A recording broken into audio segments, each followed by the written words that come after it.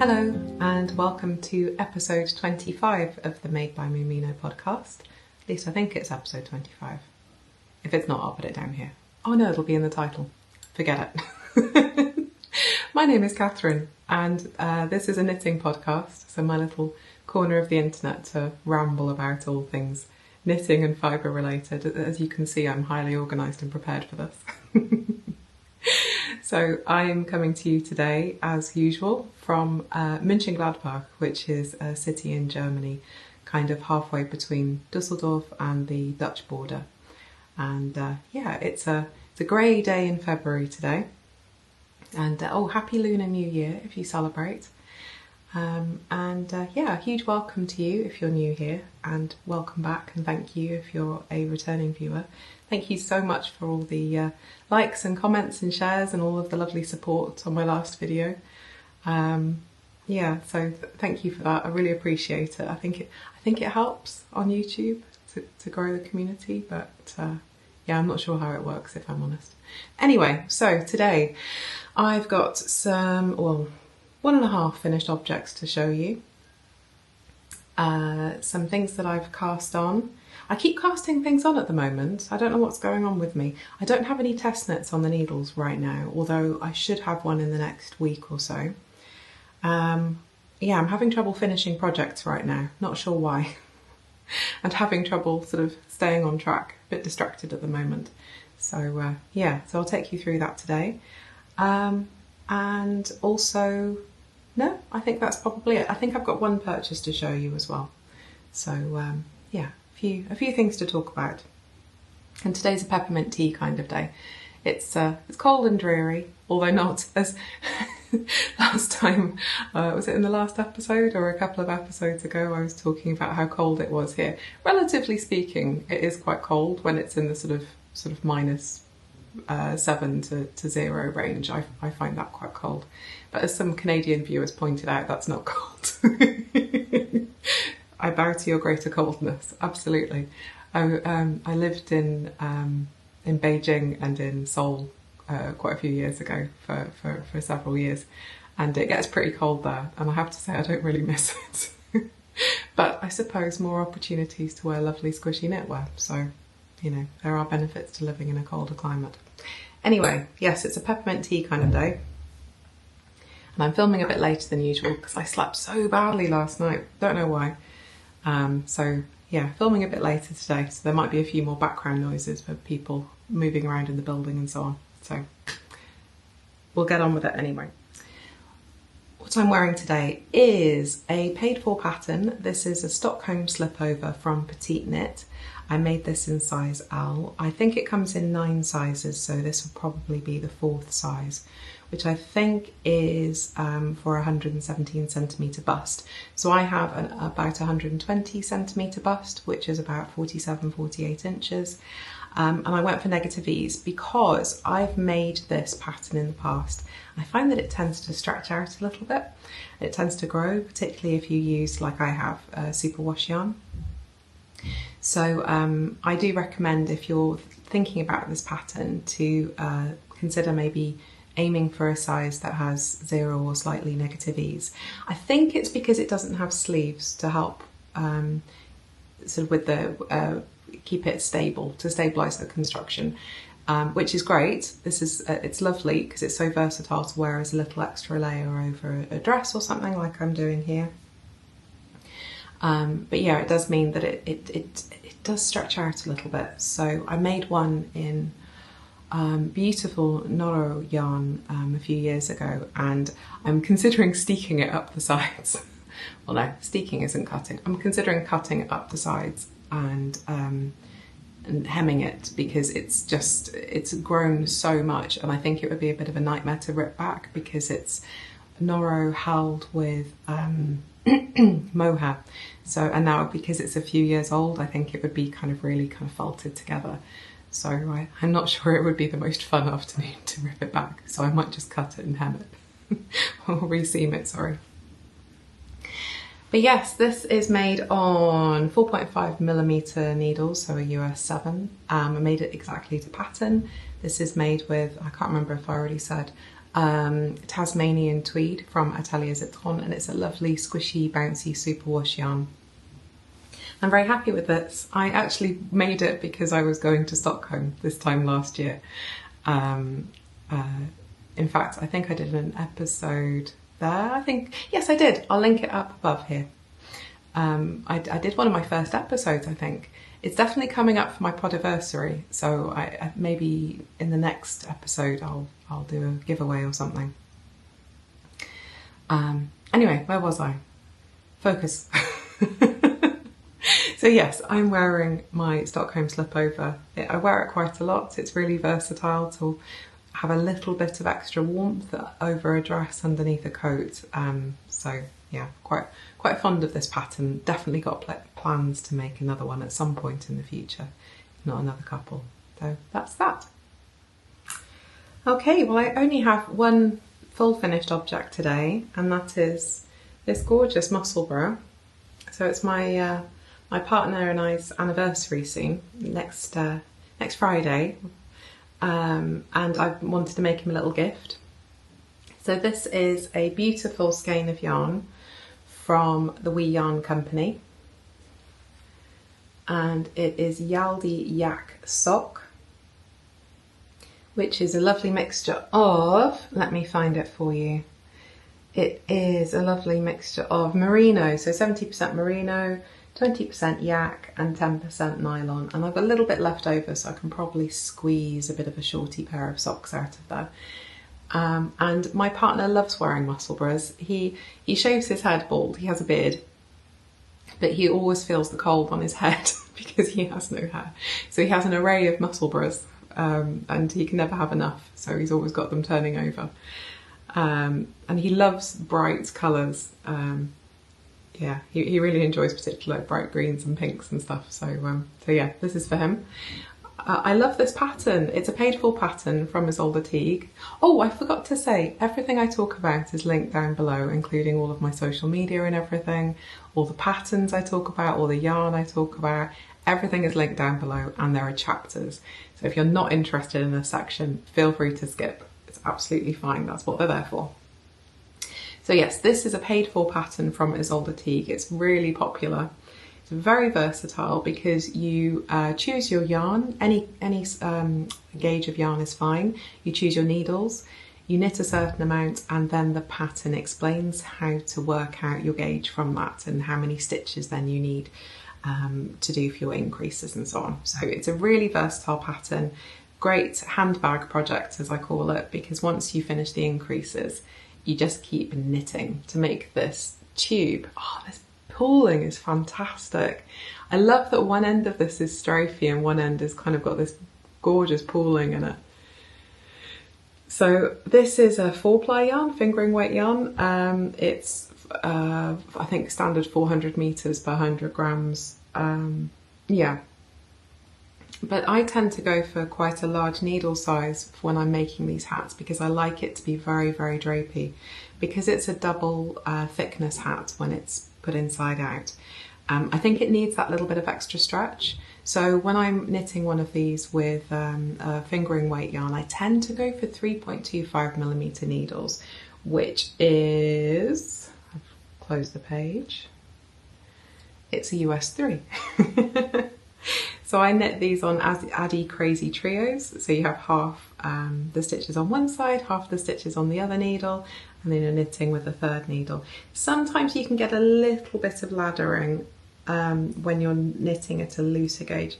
I think, oh no, a little bit just there. There's a little bit of laddering just there, but it'll sort itself out as it's being worn. So anyway, when you're knitting one of these, you just knit a lovely tube. Make sure you tie in the ends and sew them all in before you finish the other end. It makes life a lot easier.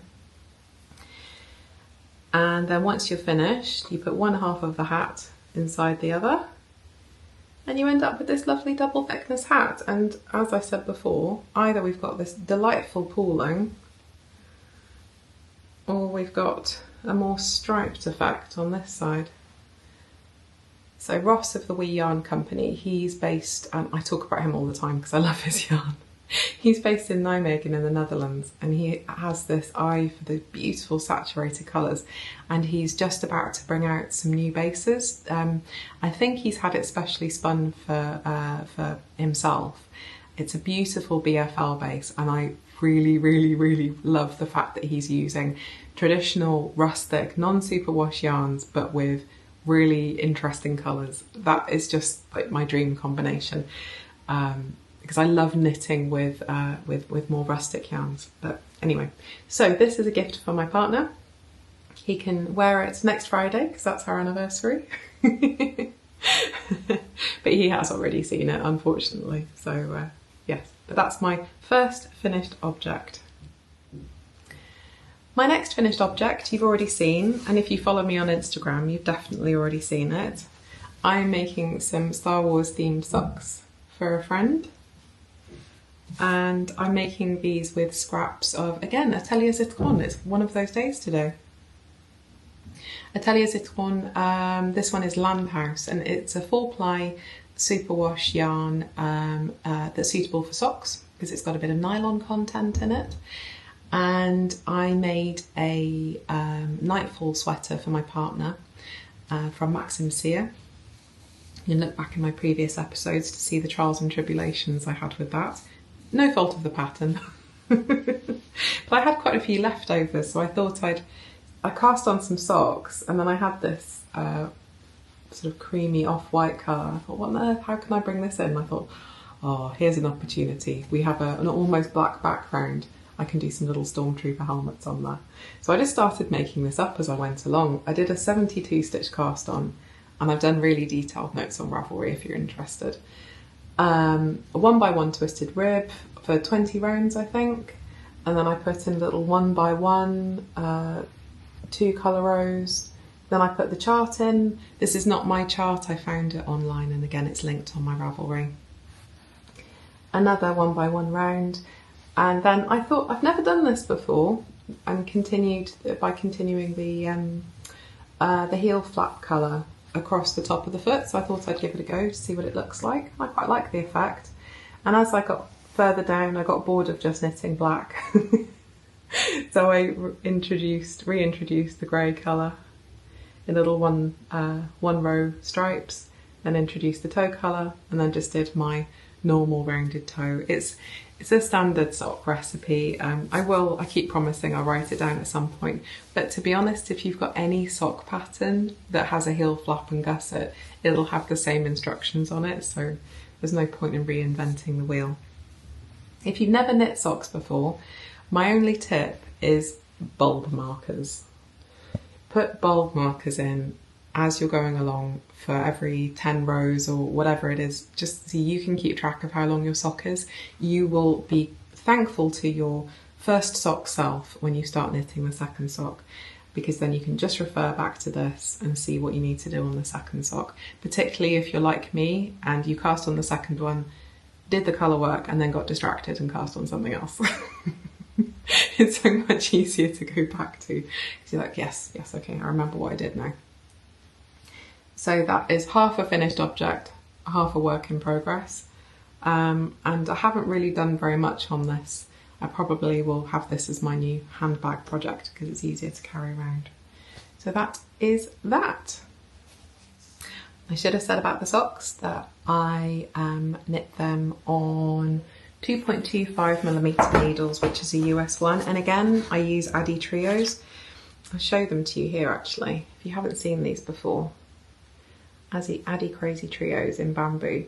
So I love knitting on these because it's a bit like, it's an alternative to knitting with magic loop. You don't need any DPNs or anything to in your bag, because you can just decrease evenly on both sides, and it doesn't matter if you only have a couple of stitches left on each needle. And also because they're the pointy bit here, the needle tip and everything, sorry, the pointy bit. Because the needle tip is quite short, and in bamboo, I haven't found these to be a problem at all when I'm travelling on airplanes and things. So I also feel they're a bit safer to be using in the car, just in case we have an accident or something. I'm not going to impale myself on my higher sharps and 9 inches of surgical steel. So yeah, my Addy Crazy Trios. I have these in quite a few sizes, but I tend to knit socks on 2.25mm needles, so a US 1. That for me works out quite nicely with the gauge. And touch wood, I seem to have got the hang of knitting colour work in the round in a small circumference. It seems to be okay. So now we will move on.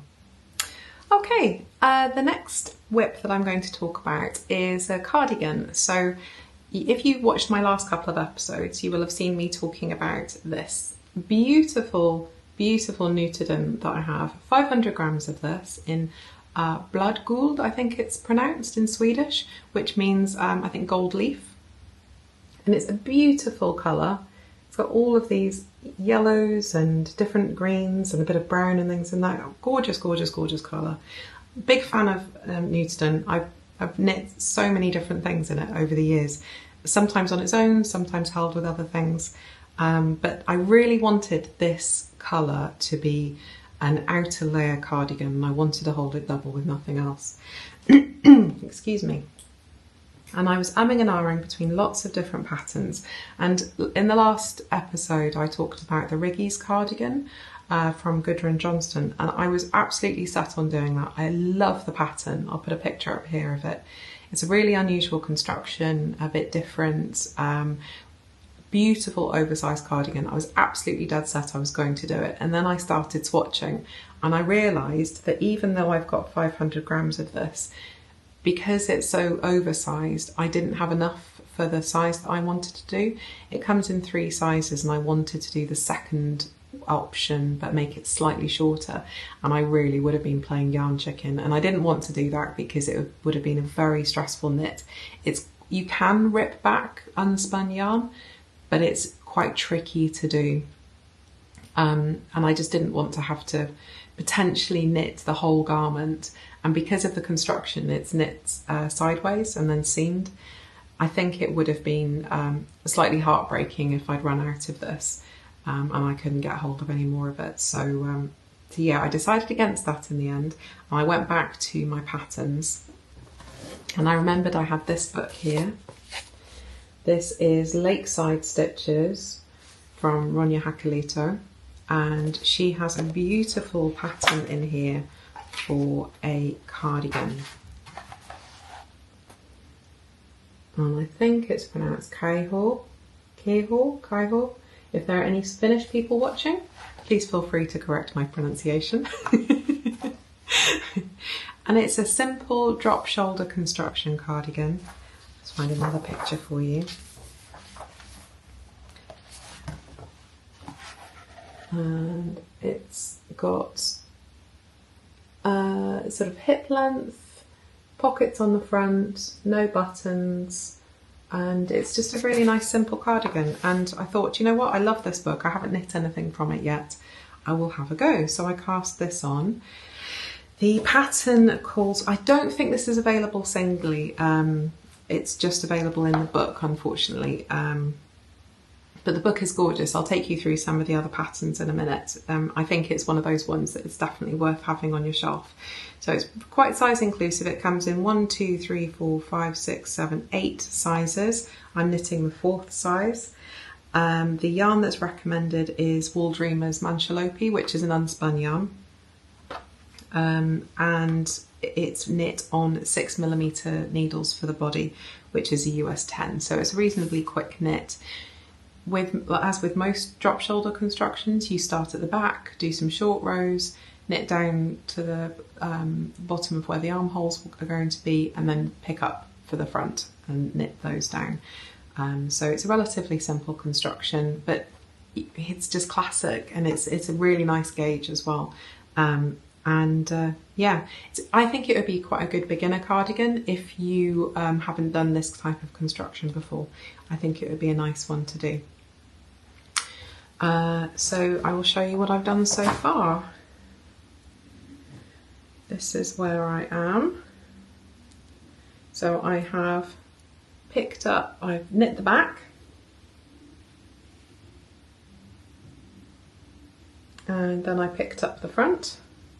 So you pick up along the top of your cast on edge. I knit down, and then I've joined in the round. So I've got a little bit more to do here before I start on the ribbing. But just to give you an idea of how much yarn I'm using, as I said, I'm doing the 4th size, which is, what's that going to fit? So the finished measurements for that are 121.5 centimetres round, which is how many inches? 48 or 49 inches, all bar the shouting. And so far I have used almost 200 grams of knitted and held double. So as you can see, for my size, if I was going to knit a garment that is knitted and held as a single strand but with mohair, or a single strand by itself, I could probably get a, well no, I know I can get a garment for my size out of 300 grams without being stressed about it.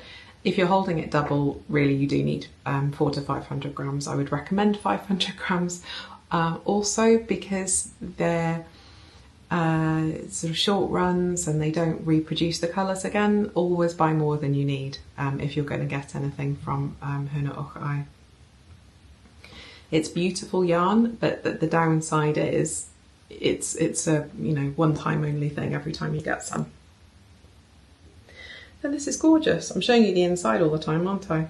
It's absolutely beautiful. This is going to be a lovely outer layer or an extra layer come spring, and I'm really enjoying knitting on it. So yeah, hopefully I'll get that finished in the next couple of weeks. But yeah, really nice pattern, really size inclusive. So if I take you through some of the other patterns in this book, so feel free to skip to the next bit if you're not interested. We have a beautiful jumper called the Nava. You're going to hear lots of bad Finnish pronunciation. Beautiful splits hem jumper, that's one of my favourites in here. And my other favourite is, where is it? This beautiful yoke jumper. In fact, I think it's the one that's on the front. Absolutely gorgeous. There's another one that I really liked in here as well. Where has it gone? There are some nice kids patterns in here as well, actually. This was the other one I really liked, with the colour work around the ends of the sleeves and around the waist. I really like that one as well. She has a very beautiful aesthetic, and so far the pattern is written well. I mean, it's always the way, isn't it? When you're knitting a pattern from a new to you designer, they always have a slightly different way of wording things that you know, you have to get used to. Oh, that's a lovely one as well. Lumo t-shirt. That's gorgeous. Do you know, I've probably got the yarn for that. Oh, that's knit in Fulcolana Arvetto. I really like that yarn. It's great for knitting socks. Anyway, so I'm knitting from that book at the moment. Thoroughly enjoying it. I'm knitting it to pattern, knitting it with the recommended needle size, and I'm getting gauge. So the gauge for that is 13 by 24 over 10 centimetres. And I'm getting that quite nicely with the 6mm needles. So yeah, it's just a really nice simple pattern. I am craving some colour work though, and I have just heard that I've got a test knit that's some colour work, so that's great. Happy days. That's my main WIP at the moment that I'm actively working on, but I'm also working on, I got out all of my Newton, so I have a box up on a top shelf, a nice zipped box where everything's individually labelled, full of all the Newton and leftovers and things that I've got. And when I was at Patreon, I ordered a big bag, or 200 gram bag of ends and random bits and pieces. You can hear the church bells outside, it's midday. And when you order one of those bags of bits and bats, you end up with all these bits, and there are a couple more colours that I've got as well. And my intention with these was always to make socks, house socks, especially for when I go away for the weekend. We tend to go away quite a lot, and there's not always room for slippers in my luggage, so I wanted to make myself a nice pair of socks. And there's a really cool pattern, well, it's not a pattern, it's a recipe from Miss Evil Knits called the Kura Socks, I think Kura, from what the designer was saying, means like to cozy in, which is, there's a really similar word in Scots, in Gaelic. Curry, to curry in means like to snuggle down and to cwtch in. Cwtch in Welsh as well. So yeah, it's a gorgeous pattern. It's for a toe-up sock made with double-stranded unspun yarn. I'm not a big fan of doing toe-up socks because I have a very high arch. I like to do a top-down sock with a heel flap and gusset. I find it's just better for my foot shape. So I'm reversing the pattern. I'm doing it from the top down. I have linked the pattern down below. It's not on Ravelry, and it's not a written pattern. It's a recipe that's through videos. So yeah, that's what I'm making here. So this is, so yeah, I've reversed the pattern. In fact, if I put a pattern up here of the finished sock, but the designer does it from the toe up. So I've just done it the other way around. Done a garter cuff, then I'm doing a little brass stitch going around, and then I'm holding, where's the other one gone? Holding two different, oh gosh, there's so many little balls of Nutiden in here. There it is. No, that's not it. Oh goodness. There we go, there it is. So at the moment I'm holding these two together, and every time one of them runs out, I just add another colour. And I'm trying to do the little balls in doubles so that I've got a similar set for the second sock. So these socks won't be sisters, won't be twins, sorry, they'll be sisters, to try and keep sort of a similar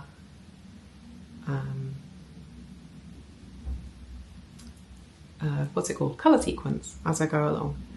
So yeah, I'm just knitting down. I've done quite a large cast on. I'm following the stitch count as recommended in the pattern for the largest size. So I've done 52 stitch cast on, which is quite big for a DK sock.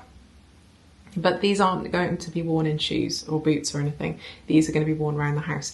In fact, what I think I might do as well is knit the sole like double knitted, so to thicken it up a little bit.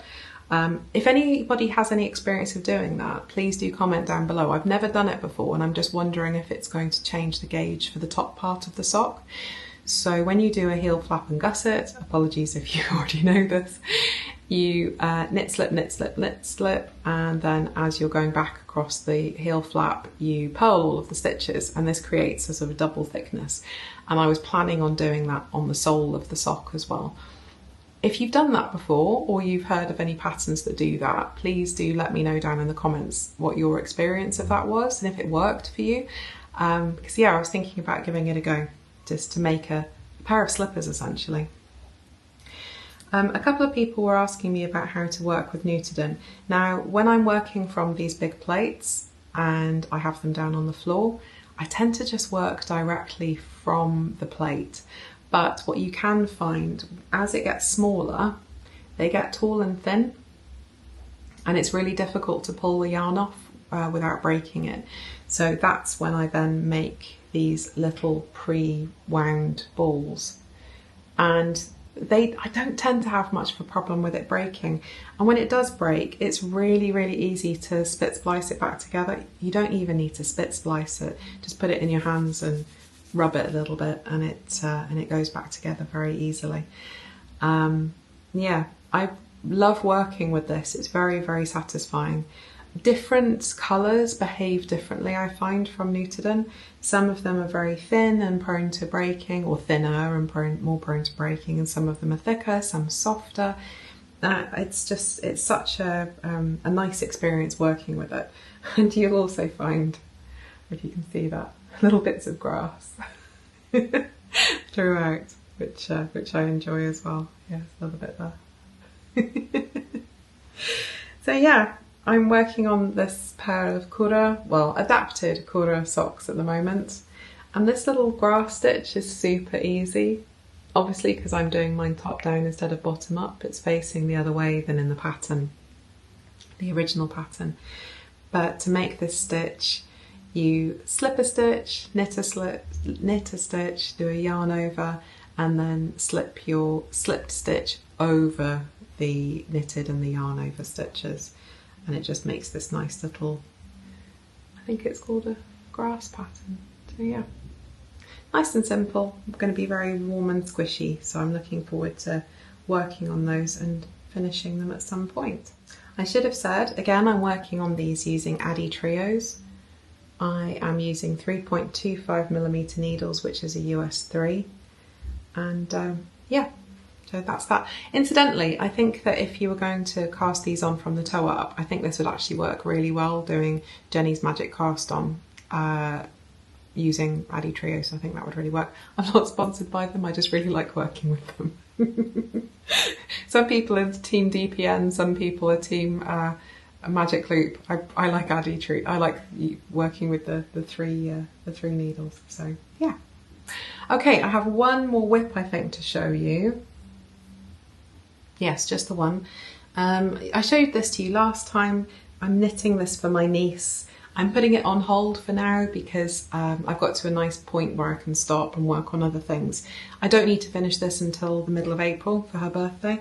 But I'm making the WIP Seaway Pullover. I'm making the second size. And as you can see, it's got this lovely all over cable detail. Really simple cable. Nice and simple once you've got it established. And this is a paid for pattern. Excuse me, I have a frog in my throat, just have some tea quickly. Okay, coughing fit over. God, there's so many coughs and colds going around at the moment. I don't feel like I've felt myself for the last couple of weeks now, but anyway, it is what it is. So, Seaway Pullover. I haven't put in the collar yet, that's the next job. This is knit in 5mm, so US 8 needles. And I'm actually making this in acrylic, which is not usually my go-to, but it's for my niece. And her mum is really allergic to any animal fibres. I know some people before suggested that I use a camelid fibre or something like that. My sister can't touch anything. She's incredibly allergic to all of those things. I mean, like visibly allergic to it. So I have no choice but to use cotton, linen or acrylic. And for a winter jumper, I kind of wanted to have something a bit squishy, so I went for acrylic. I'm using this hobby kind feather. Again, not usually something I go for because I like to support smaller producers, but you know, it's a good acrylic. It's nice and soft, it's not too squishy, it's safety approved, etc, etc. And she chose this colour, so this is what she wanted. And I'm going to be working on this for her birthday. I don't think it's going to take me that much longer to finish it. I just need to put the collar in and then do the sleeves. And as I said, it doesn't need to be finished until the middle of April, so I've got a little while to work on that. So that is my last finished, no, WIP. It's my last WIP, I think. I do have some other blanket projects and things, but I'm not really working on them at the moment, so I'm sure you can live without seeing them as well. Okay, so that's all the knitting content pretty much done, all of my active WIPs and things. Yeah, other things I want to talk about. Thank you so much if you downloaded either of the patterns that I put out a couple of weeks ago. They did really well, and thank you so much for all the positive feedback and comments. Do please tell me if there are any issues with the patterns. They haven't been tested. It's just me writing down my notes as I go along, and there's possibly something I've missed or whatever, so do feel free to let me know if there's any issues and I will correct them. But yeah, thank you so much for that. I really appreciate it.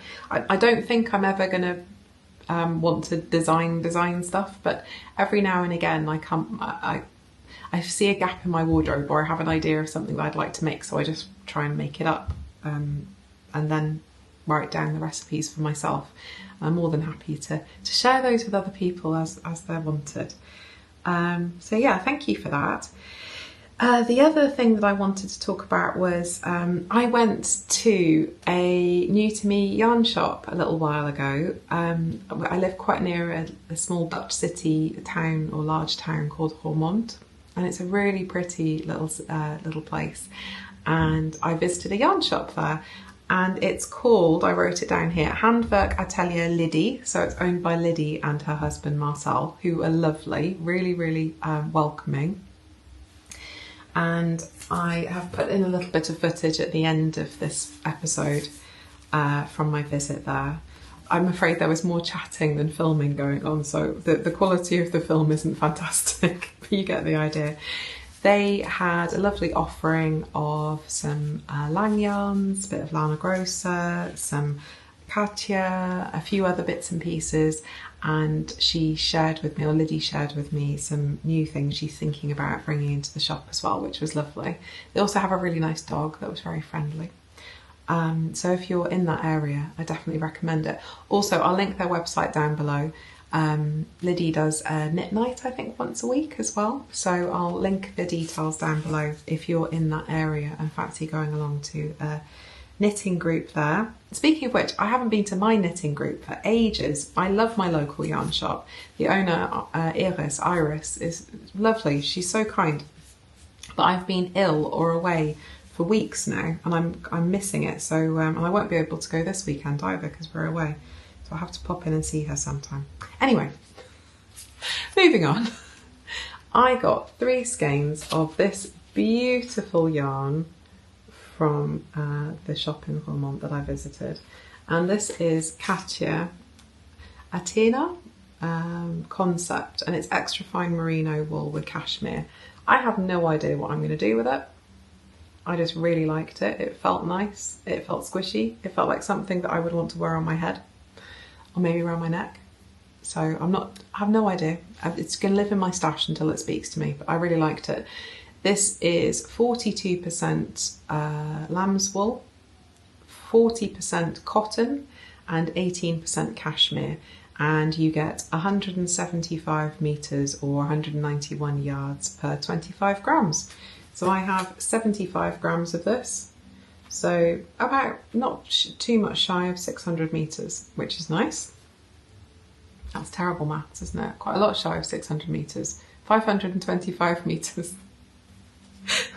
Oh dear. I don't know about the peppermint tea. I think I need coffee and definitely some lunch. But yeah, so I picked that up, and so that's going to join my stash. The only other thing to talk about, I think, is my podiversary, which is, I think it's sometime, I wrote it down in my calendar, and I think it's sometime, where is it? Yeah, I think it'll be just before the next episode goes out. So I'll do some sort of giveaway in the next episode. Probably do a pattern giveaway or something like that. I think it's easier than posting yarn across the world. Let you choose a pattern of your choice, maybe. So yeah, that'll be in the next episode. This is personal stuff now, so if you're not interested in this, please feel free to skip to the footage of the yarn shop that I went to, or I'll see you next time if that's not your thing either. But yeah, it's my anniversary this weekend. My partner and I met in South Korea. I was living in Seoul. He was there for a business trip. I was there wondering what to do with my life, having just not long got divorced and feeling a little bit lost. And I met this amazing person and ended up turning my life upside down and moving to Germany. Not immediately, but after a while. And that was 8 years ago now. So we're going to the Dutch coast to celebrate our anniversary this weekend. Yeah, we had a blind date on Valentine's Day. And we had so much fun. We've been having fun for 8 years now. So yeah, we're going to do that, and hopefully I'll visit a little yarn shop that I like whilst I'm there and take you on a little tour of that too. Yeah, but I think that's all I'm going to talk about today. I don't think I have any other knitting things to share with you. I hope you're having a lovely day wherever you are. Thank you so much for choosing me to spend your time with, and I look forward to speaking to you in the next episode. So take care, enjoy the footage from Vermont, and yeah, speak to you in a couple of weeks. Bye!